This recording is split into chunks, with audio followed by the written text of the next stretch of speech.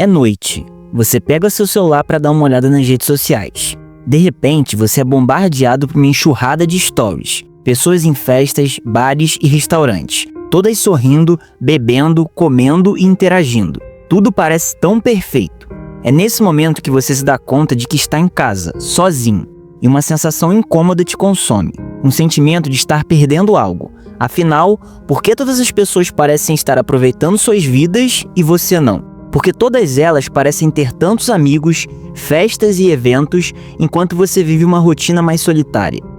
Em 1954, o psicólogo Leon Festinger desenvolveu a teoria da comparação social. Para ele, temos um impulso natural de avaliar nossas ações, opiniões e até realizações nos comparando com os outros. Esse mecanismo tem um propósito. Ele nos ajuda a estabelecer referências para entender onde estamos e como estamos nos saindo. Pense, por exemplo, em um atleta de fisiculturismo. Nesse universo, ele sabe que existem outros atletas melhores do que ele, mais fortes e musculosos, mas também sabe que há outros mais fracos. Ao se comparar, ele consegue avaliar seu progresso e perceber se está evoluindo rápido ou devagar demais, em direção aos seus objetivos. Mas há um detalhe importante. A maneira como lidamos com essas comparações está diretamente relacionada às nossas crenças centrais. Essas crenças são a base da forma como interpretamos o mundo e a nós mesmos. Elas moldam nossa percepção de quem somos e do que consideramos sucesso ou fracasso. Para um fisiculturista, por exemplo, conquistar o 5º lugar em uma competição pode ser um feito incrível, enquanto para outro, o 2º lugar pode ser uma grande decepção. Tudo depende da forma como ele interpreta o mundo e ele próprio. E isso nos traz de volta ao início. Quando você olha as redes sociais e percebe que todas as pessoas à sua volta estão vivendo uma vida muito diferente da sua, a tendência é que você se compare de forma negativa. Mas será que essa comparação é justa? As redes sociais são como vitrines cuidadosamente montadas. As pessoas mostram apenas o que há de melhor em suas vidas, o lado mais atraente. Aquela foto perfeita que você viu provavelmente foi a melhor entre várias tiradas. Ela foi editada, ajustada, melhorada com filtros, ângulos e iluminação. Tudo isso para parecer impecável. O problema é que temos a tendência de comparar os nossos bastidores, o que vivemos todos os dias, com todas as imperfeições e momentos comuns, com o palco perfeito que os outros montam. Esse é o verdadeiro problema. Estamos comparando nosso por trás das câmeras com o melhor take dos outros. E isso nos leva a uma reflexão importante. Será que tudo que vemos nas redes sociais são uma mentira? Será que podemos considerar como vida real ou simplesmente como um pedaço bem editado da realidade?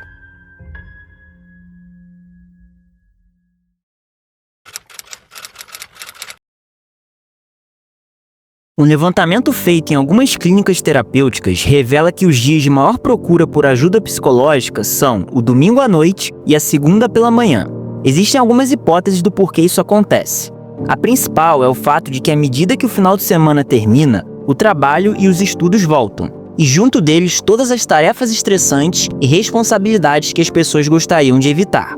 Essas são aquelas pessoas que vivem pelo final de semana. São as mesmas que você vê postando fotos e vídeos nas festas e nos bares. Muitas vezes, elas acabam se tornando o alvo das nossas comparações.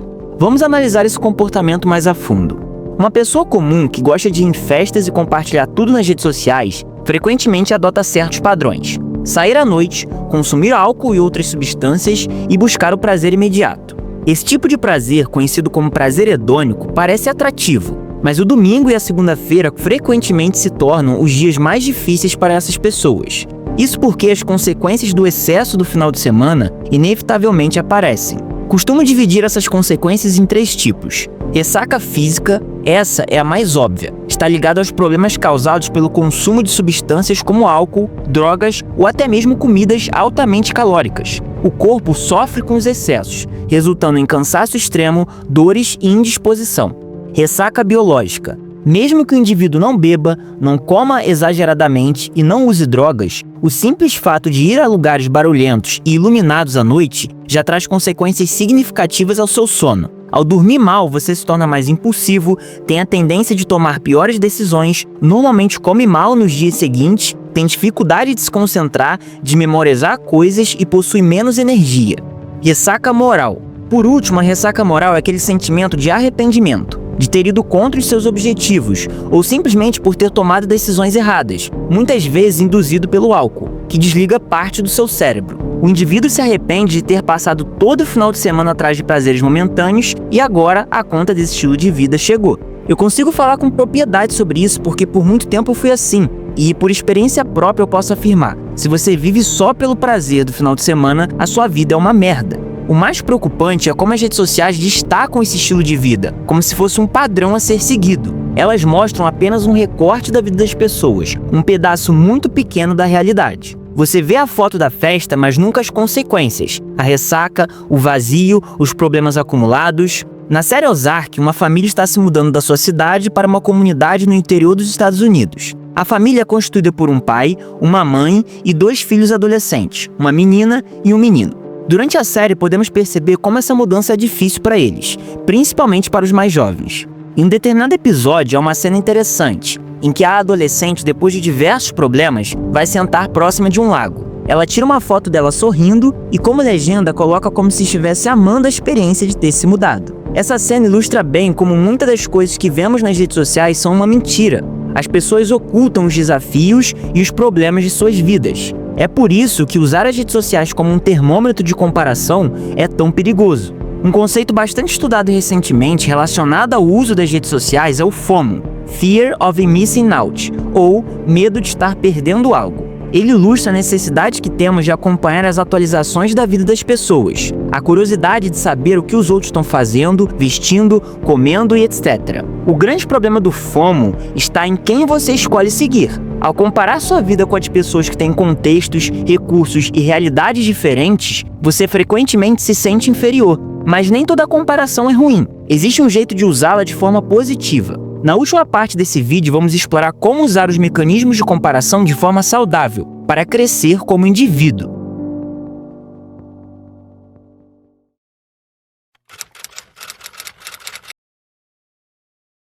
A comparação é um mecanismo biológico selecionado pela evolução devido às vantagens que oferece para a sobrevivência e a reprodução. Esse comportamento não é exclusivo dos humanos. Outros animais sociais também utilizam a comparação para tomar decisões importantes. Por exemplo, um animal que avalia sua força e habilidades em relação ao rival pode evitar confrontos desnecessários que poderiam resultar em ferimentos ou até mesmo na morte. Nos humanos, a comparação desempenhou um papel crucial na aprendizagem. Observamos e comparamos comportamentos para aprimorar nossas próprias habilidades e estratégias, um fator que contribuiu significativamente para o desenvolvimento da nossa espécie. Portanto, o comportamento de comparação não surgiu por acaso. Ele aumenta a capacidade do indivíduo de tomar decisões que maximizam suas chances de sobreviver e reproduzir. Em animais sociais, como os humanos, esse comportamento foi ainda mais refinado, moldando características cognitivas e culturais que foram decisivas no desenvolvimento da espécie. No entanto, durante o vídeo vimos alguns exemplos de como a comparação com os outros pode ser negativa, ao comparar o palco das outras pessoas com os nossos bastidores. Mas assim como uma ferramenta que pode ser usada de várias maneiras, a comparação pode ser ajustada para servir como algo positivo também. Primeiro, é importante saber com quem você está se comparando. Não faz sentido você se comparar com um gênio do xadrez, por exemplo, se você não dedica tantas horas ao jogo quanto ele.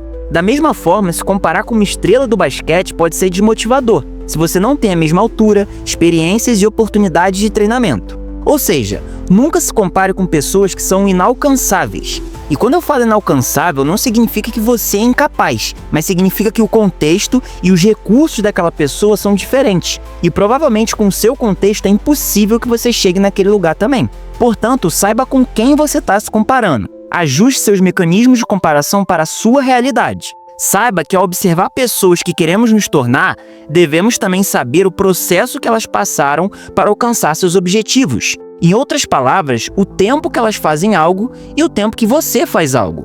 Não dá para você querer ter os mesmos resultados de um bodybuilder que treina há anos, sendo que você treina há poucos meses.